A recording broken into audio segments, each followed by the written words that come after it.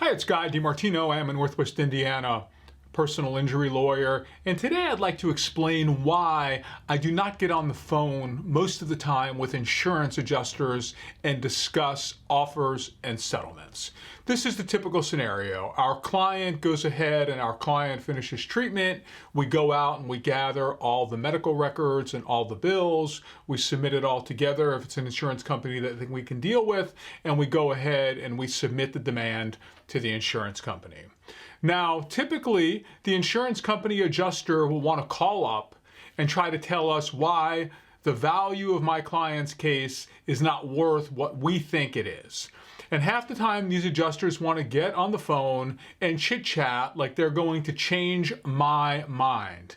Many times they get on the phone like they're a doctor and they'll say, well, your person had so-and-so should have resolved within 4 to 6 weeks. And my response to them is, and where did you get your healthcare degree? You are talking to a doctor. Don't you know? So this is why when the insurance adjuster calls and says, we want to give you an initial offer, my response and my office's response is this: send it in writing.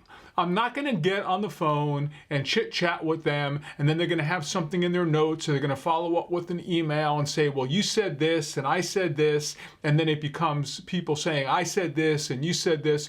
Put it in writing, therefore we have a paper trail.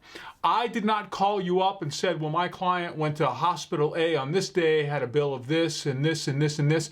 I sent you a paper demand. I sent you records. I want you to respond in kind so there's a paper trail that I can send to my client, and then we can sit down and discuss it, and there's a paper trail as to what transpired. If you have any questions about negotiating a personal injury matter, you can always reach out to me. I am Guy DiMartino. Have yourself a great day.